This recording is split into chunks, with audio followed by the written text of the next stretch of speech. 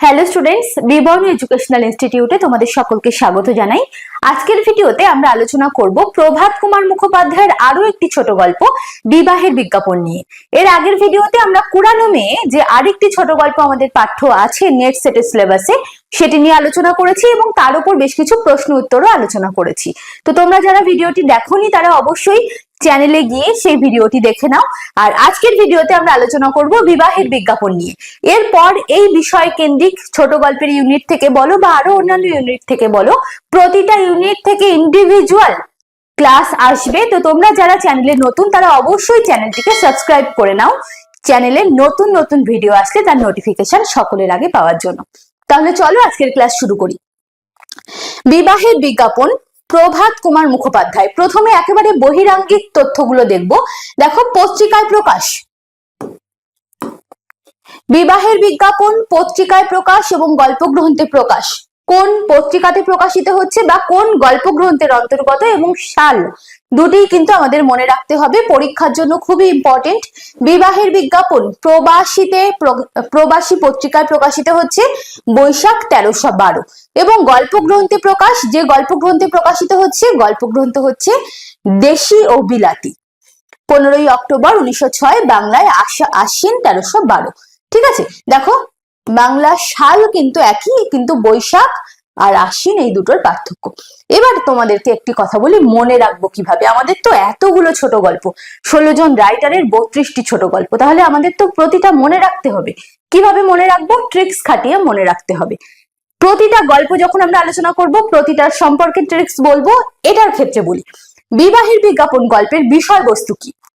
যেখানে আমরা দেখি রাম আওতার বলে একজন যুবক, এক লালা জাতীয় যুবক, যিনি এক জায়গায় থাকেন, সেখান থেকে আরো এক জায়গায় যাচ্ছেন, যে কোনো কারণে হোক, তার বুদ্ধিহীনতার পরিচয় হিসাবে হোক বা গল্পের যে প্লট সেই হিসাবে, সে এক জায়গা থেকে আরেক জায়গায় যাচ্ছে কি করতে? বিবাহ করতে। এবং সেখানেও আমরা দেখতে পাই যার জন্য সে যাচ্ছে সেও অন্য জায়গায় চলে গিয়েছে। ঠিক আছে, তো সেই হিসাবে বাইরে যিনি আছেন, বাইরে যিনি থাকেন তাদেরকে আমরা প্রবাসী বলি। এবং দেখো, দেশীয় বিলাতির মধ্যেও যিনি দেশি মানুষ বিলাতে থাকেন তাকেই তো আমরা প্রবাসী বলি, তাই না? তো এই হিসাবে কিন্তু আমরা মনে রাখতে পারি। ঠিক আছে, বিবাহের বিজ্ঞাপন গল্পের যে বিষয়বস্তু সেই হিসাবে।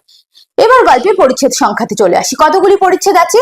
3টি পরিচ্ছেদ আছে এবং এই 3টি পরিচ্ছেদ সম্পর্কে আলাদা আলাদা ভাবে ইনফরমেশন আমরা আজকের ভিডিওতে দেখে নেব। গল্পের মূল বিষয়বস্তু একেবারে এক কথায় কি দেখা যায়? এক নেশাগ্রস্ত যুবকের চরম বুদ্ধিহীনতার পরিচয়কে কেন্দ্র করে এই গল্প। দেখা যায় যে একজন যুবকের নাম রাম আওতার। রাম আওতার তিনি নেশাগ্রস্ত অবস্থায় একটি বিজ্ঞাপন দেখছেন। কিসের বিজ্ঞাপন? বিবাহের বিজ্ঞাপন দেখছেন। এবং এই দেখার ফলে তার এই নেশাগ্রস্ত অবস্থায় তার বুদ্ধি যে চরম বিপর্যয়ের দিকে তাকে নিয়ে গেছে, সেটি এই গল্পে প্রভাত কুমার মুখোপাধ্যায় তুলে ধরেছেন। ঠিক আছে, তো আমরা যখন একটু একটু করে ইনফরমেশন গুলি জানবো, পাশাপাশি গল্পের বিষয়বস্তুও দেখে নেব। দেখো, প্রথমে চলে আসি একেবারে এই গল্পে কোন কোন চরিত্র আছে তাদের চরিত্র পরিচিতি নিয়ে। প্রথমে দেখো, গল্পের মূল চরিত্র রাম আওতার, বয়স 22 বছর। মনে রাখবে, পরীক্ষার জন্য কিন্তু ইম্পর্টেন্ট। 22 বছর। স্থান, যেখানে আমরা গল্পের প্রেক্ষাপট একেবারে শুরুতে দেখতে পাই যে গোড়াবাজার, গাজীপুরের গোড়াবাজার, যেখানে রাম আওতার বলে একজন যুবক বসে আছেন। ঠিক আছে, তো স্থান হচ্ছে গোড়াবাজার, গাজীপুর। ইনি হচ্ছেন গল্পের মূল চরিত্র। নেক্সট আসছে চতুর্ভুজ ওরফে চতুরী, যিনি রাম আওতারকে তার যে পানীয় সেই পানীয় দিতে আসছেন। রাম আওতারের বাড়ির ভৃত্য, তো বাসস্থান তো অবশ্যই একই জায়গাতে। রাম আওতারের ভৃত্য পরিচয়। নেক্সট আসছে মোহনলাল, বয়স 5 বছর। ব্র্যাকেটে দেখো লেখা আছে এখানে চরিত্র এবং বয়স, ব্র্যাকেটে প্রতিটার বয়স লেখা আছে, যেগুলো গল্পে উল্লেখিত আছে সেগুলো। তো মোহনলালের বয়স 5, বাড়ি অবশ্যই গোড়াবাজার, গাজীপুর, রাম আওতারের ভাই। এবার চলে আসি আরো অন্যদিকে বেশ কিছু ক্যারেক্টারে। লালা মুরলীধর লাল, বর্তমানে তিনি নকলে বা নকলৌতে থাকেন। যিনি বিবাহের বিজ্ঞাপন দিয়েছিলেন, যে বিজ্ঞাপনটি আমরা দেখতে পাচ্ছি রাম আওতার পাঠ করছে, সেই বিজ্ঞাপনটি যিনি দিয়েছেন তিনি হচ্ছেন লালা মুরলীধর লাল। যিনি বিজ্ঞাপনটি দিচ্ছেন কোথা থেকে? কেদারঘাট বেনারস সিটি থেকে দিচ্ছেন, কিন্তু এখন বর্তমানে তিনি থাকেন নকলে বা নকলৌ। ঠিক আছে, এছাড়া আমরা দুজন ব্যক্তির নাম পাচ্ছি, খুব গুরুত্বপূর্ণ এই দুটি ক্যারেক্টার গল্পে, মহাদেব মিশ্র এবং কানহাইয়ালাল। মহাদেব মিশ্র যিনি একজন প্রসিদ্ধ গুন্ডা কাশীর, এবং কানহাইয়ালাল তার সাকিরদ।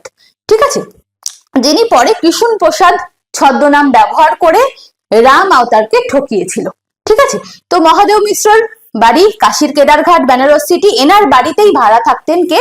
লালা মুরলীধর লাল, যিনি এখন বর্তমানে বদলি হয়ে গেছেন, এবং উনি ওনার মেয়ের বিবাহের জন্য বিজ্ঞাপন দিয়েছিলেন। এনার পরিচিতি কি? গুন্ডা। আর কানহাইয়ালাল, এনার বাসস্থান একই, মহাদেব মিশ্রের একজন প্রিয় শাকিরাত। ঠিক আছে, নেক্সট এবার আমরা এক একটি পরিচ্ছেদ ধরে আলোচনা করব। প্রতিটি পরিচ্ছেদ সম্পর্কে আমরা অল্প বিস্তর করে তথ্য জানবো। প্রথমত দেখো, প্রথম পরিচ্ছেদে আমরা একটি কুপ্রথা সম্পর্কে জানতে পারি। কি কুপ্রথা? দেখা যাচ্ছে যে রাম আওতার এই বিবাহের বিজ্ঞাপন দেখে বিবাহের জন্য উৎসুক হয়েছিলেন।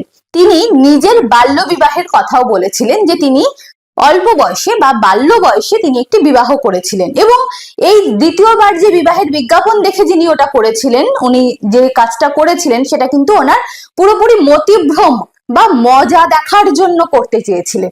ঠিক আছে, গল্পটিতে আমরা দুটি পত্রের উল্লেখ পাই। দেখো, গল্পটিতে আমরা দুটি পত্রের উল্লেখ পাচ্ছি, একটি মহাদেব মিশ্রের দেওয়া এবং অপরটি রাম আওতারের। রাম আওতার এই যে বিজ্ঞাপনটি দেখছেন, বিজ্ঞাপনটি দেখে ওই ঠিকানায় যে উনি বিবাহ করতে আগ্রহী, ওনার সম্পর্কে বিস্তারিত বিবরণ উনি লিখে পাঠাচ্ছেন মহাদেব মিশ্রকে, এবং মহাদেব মিশ্র তার পরিবর্তে একটি চিঠি রাম আওতারকে পাঠাচ্ছেন আমন্ত্রণ জানিয়ে। তো গল্পে আমরা দুটি পত্রের উল্লেখ পাই। স্থানের নাম, কোন কোন জায়গার নাম আছে? প্রথমত গোড়াবাজার গাজীপুর, যেটি একেবারে গল্পের শুরুতে আমরা পাই। নেক্সট কাশীর কেদারঘাট বেনারস সিটি। তারপর আসছে নকলৌ, যিনি চলে গিয়েছিলেন, লালা মুরলীধর লাল নকলৌ চলে গিয়েছিলেন, এবং রাজঘাট বলে একটি স্টেশনের উল্লেখ আছে।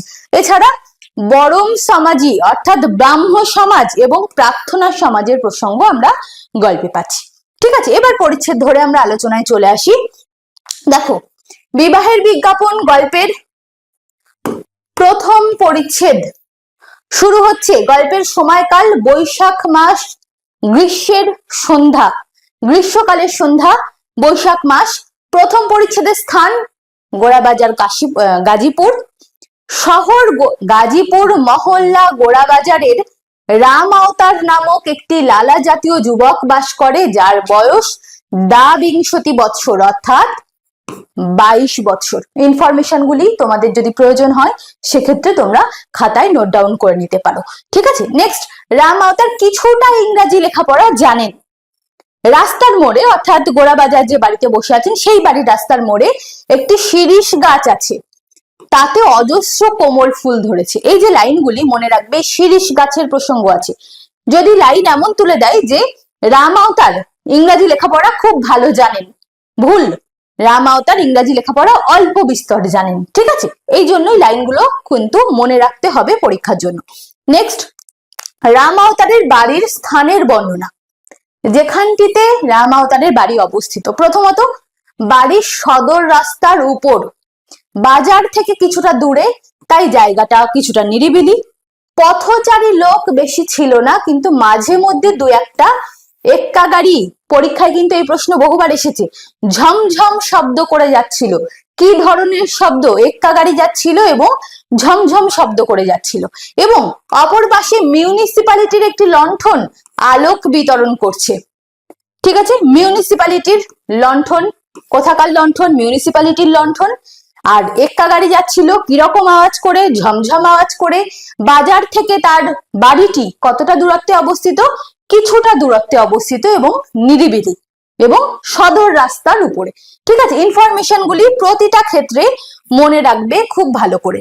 নেক্সট, আমরা দেখেছি যে তার বাড়িটি যেখানে, সেখানে রাস্তা দিয়ে দু একটা পথচারী যাচ্ছিলেন।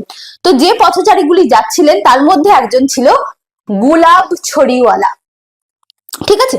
গোলাপ ছড়িওয়ালা তীব্র কেরোসিনের আলো সহ তার পসরা কাঁধে নিয়ে বাড়ির সামনে এসে দাঁড়িয়ে হাঁকছিল একটি ছড়া বলে, কি, क्या मजादार गुलाब छोड़ी जो खाओए मजा पाओए जो चखे याद रखे गुलाब छड़ी। মানে যেমন ভাবে পসরা কাঁধে নিয়ে যে গোলাপ ছড়িওয়ালা হাঁকছিলেন, কবিতা বলে খরিদ্দার আহ্বান করছিলেন। তো সেই কথা শুনে বা এই ছড়াটি শুনে চলে এলো কে? মোহনলাল, রাম আওতারের ছোট ভাই। তার বয়স 5 বছর। সে খাবারের কথা শুনে চলে এসছে। গোলাপ ছড়িওয়ালা তার পসরা থেকে একখানা হিন্দি সংবাদপত্রের কিছুটা ছিঁড়ে গোলাপ ছড়ি মোহনলালের হাতে দিয়েছিল। তাহলে হিন্দি সংবাদপত্র মনে রাখবে, যে ইনফরমেশন গুলির তলায় আমি দাগ দিচ্ছি সেগুলো কিন্তু আলাদা করে মনে রাখবে। হিন্দি সংবাদপত্র থেকে কিছুটা ছিঁড়ে দিয়েছিল, অর্থাৎ তার ডেট তারিখ কিন্তু রাম আওতার জানতো না যে কত বছর আগের এই কাগজটি বা রিসেন্ট কাগজ কিনা। সুতরাং সে কি রকম বুদ্ধিহীনতার পরিচয় দিচ্ছে, সেই কাগজের একটি ছেঁড়া টুকরো, সেই টুকরো দেখে সে বিবাহের বিজ্ঞাপনের প্রত্যুত্তর দিচ্ছে। ছেঁড়া কাগজটিতে কি ছিল? একটি হস্তি মার্কা ঔষধের বিজ্ঞাপন এবং তার পাশেই ছিল বিবাহের বিজ্ঞাপন। হস্তি মার্কা ঔষধের বিজ্ঞাপনের পাশেই ছিল বিবাহের বিজ্ঞাপন। দুটো ইনফরমেশনই খেয়াল রাখো। নেক্সট, বিবাহের বিজ্ঞাপনটিতে কি কি ছিল? যার বিজ্ঞাপন দেয়া হয়েছে তার সম্পর্কে তো কিছু লেখা থাকবে। দেখো কি বলছে, প্রার্থনা সমাজভুক্ত, অর্থাৎ যার বিবাহের জন্য বিজ্ঞাপন দেয়া হয়েছে সেই মহিলা বা সেই ভদ্র মহিলা ছিলেন বা বিবাহযোগ্যা পাত্রী ছিলেন প্রার্থনা সমাজভুক্ত এবং বয়সে 17 বর্ষীয়া, 17 বছরের কন্যা। ঠিক আছে। বিবাহের জন্য একটি সচ্চরিত্র, সুশিক্ষিত, কায়স্থ জাতীয় পাত্র আবশ্যক। তাহলে যে পাত্রের দাবি করা হয়েছে তা হলো জাতিতে কায়স্থ এবং সচ্চরিত্র ও সুশিক্ষিত। ঠিক আছে। বিবাহান্তে অর্থাৎ বিবাহের শেষে যুবকটিকে শিক্ষা লাভের জন্য আমরা বিলাতে পাঠাতে ইচ্ছা করি। পাত্রীর বাবা বা পাত্রীর পিতা এই বিজ্ঞাপনটি দিয়েছেন। বিজ্ঞাপনটি দিয়েছিলেন লালা মুরলীধর লাল, অর্থাৎ পাত্রীর পিতা। তার ঠিকানা মহাদেব মিশ্রের বাটি, কেদারঘাট, বেনারস সিটি। যে মহাদেব মিশ্রের কথা আমরা পরে জানতে পারছি যে তিনি একজন পেশাদারী গুন্ডা। নেক্সট, রাম আওতার প্রথমে চিঠির শুরুতে কি লিখেছিল? রাম আওতার ওই বিজ্ঞাপনটি দেখার পরে নিজে চিঠি লিখছেন এবং চিঠির শুরুতে প্রথমে অভ্যাসবশত লিখলেন শ্রী শ্রী গণেশায় নমঃ। তারপর তার মনে হলো প্রার্থনা সমাজ প্রসঙ্গে তার এদেশীয় বরম সমাজি বা ব্রাহ্ম সমাজের কথা মনে পড়লো। সেই জন্য তিনি গণেশায় নমঃ কেটে দিয়ে সেই পৃষ্ঠাটাকে বাদ দিয়ে আবারও আরেকটি কাগজ নিয়ে লিখলেন শ্রী শ্রী ঈশ্বর জয়তী। ঠিক আছে, শব্দ দুটো মনে রাখবে। প্রথমে লিখেছিলেন শ্রী শ্রী গণেশায় নমঃ, দ্বিতীয়বার লিখছেন শ্রী শ্রী ঈশ্বর জয়তী। ঠিক আছে। নেক্সট চলে আসি, এখনো কিন্তু আমাদের প্রথম পরিচ্ছেদ চলছে, এবারে চলে এলো দ্বিতীয় পরিচ্ছেদ। তাহলে প্রথম পরিচ্ছেদ গেল পুরোপুরি কিন্তু গোড়াবাজারের ঘটনা, গাজীপুর গোড়াবাজারের ঘটনা। দ্বিতীয় পরিচ্ছেদে আসছে কাশীর কেদারঘাটের ঘটনা। ঠিক আছে। দ্বিতীয় পরিচ্ছেদ আসছে কাশীর কেদারঘাট, স্থান বেনারস সিটি, সময় দ্বীপ্রহর। আগেরটা ছিল গ্রীষ্মের সন্ধ্যা, এটা একেবারে দ্বীপ্রহর, দুপুর। কাশীর কেদারঘাটের কাছে একটি ক্ষুদ্র গলির মধ্যে মহাদেব মিশ্রের ত্রিতল অট্টালিকা, 3 তলা অট্টালিকা। কার? মহাদেব মিশ্রের। সেখানে বসেছিলেন কারা? মহাদেব মিশ্র এবং কানহাইয়া লাল, দুজনেই প্রসিদ্ধ গুন্ডা। বেলা দ্বীপ্রহরে দুজনে ঘরের মেঝেতে শতরঞ্চ, দেখো শতরঞ্চ বিছিয়ে তারা দাবা খেলছিল। দেখে নাও, তারা প্রসিদ্ধ গুন্ডা কি করছিল? শতরঞ্চ বিছিয়েছিল এবং তার উপরে বসে তারা দাবা খেলছিল। স্থান কাশীর কেদারঘাট, বেনারস সিটি। এবং এই দ্বিতীয় পরিচ্ছেদের ঘটনা প্রথম শুরু হচ্ছে কাশীর কেদারঘাট দিয়ে। নেক্সট, চিঠিতে রাম আওতার কি কি লিখেছিল? কি কি দেখতে পাচ্ছি আমরা? চিঠিতে লিখেছিলেন যে রাম আওতার একজন সদ্বংশীয় কায়স্থ যুবক। কায়স্থ যুবকই চাওয়া হয়েছিল বিজ্ঞাপনে। বয়স 22 বছর, এটাও ঠিক লেখা হয়েছিল। সে এলাহাবাদ কলেজে বিএ শ্রেণী অবধি পড়াশোনা করেছে লিখেছেন, বিএ শ্রেণী, কিন্তু আসলে তিনি প্রবেশিকা ফেল ছিলেন। ঠিক আছে, প্রবেশিকা ফেল ছিলেন, কিন্তু লিখছেন এলাহাবাদ কলেজ থেকে পড়াশোনা করেছেন, বিএ শ্রেণী অবধি অধ্যয়ন করেছেন, পরীক্ষার পূর্বে পীড়াক্রান্ত হওয়ার জন্য পাশ করতে পারেননি, অর্থাৎ বিএ পাশ করতে পারেননি। সে বাল্য বিবাহের বিরোধী, কিন্তু আমরা গল্পে দেখতে পাই যে রাম আওতার কিন্তু বাল্য বিবাহ অলরেডি করে ফেলেছে। ঠিক আছে, কিন্তু চিঠিতে লিখছেন আমি বাল্য বিবাহ বিরোধী এবং আমি অত্যন্ত সৎ চরিত্র এবং সত্যবাদী, যেটা একেবারে পুরোপুরি ভুল, এবং সে নিতান্তই একেবারে যে মিথ্যাচার তো করেছে তো অবশ্যই, এবং নিজে ইচ্ছাকৃত ভাবে মিথ্যাচার করছে এই গল্পে। এবং আমরা যখন গল্পটা পড়বো, টেক্সটটা যখন তোমরা পড়বে, তখন দেখবে সে একটা হাসির ভাব নিয়ে চিঠিটা লিখছে। ঠিক আছে, মানে বেশ মজা পেয়ে চিঠিটা লিখছে। যাই হোক, তার পরিণতি আমরা পরে দেখতে পাবো গল্পে, যে এই হাস্যকর যে চিঠি তার পরিণতি গল্পের শেষে কি হয়েছিল। তো তৃতীয় পরিচ্ছেদেই আমরা সেই পরিণতি দেখতে পাবো, যেখানে সময়কাল পাচ্ছি অপরাহ্ন। তাহলে তিনটি পরিচ্ছেদের সময়কাল আমরা কি কি পেলাম এক নজরে দেখে নিই। প্রথম পরিচ্ছেদ,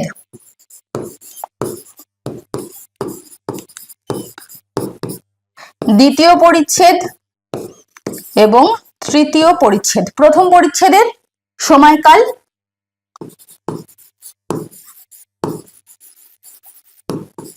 গ্রীষ্মের সন্ধ্যা, দ্বিতীয় পরিচ্ছেদের সময়কাল কি পেয়েছি দ্বিপ্রহর,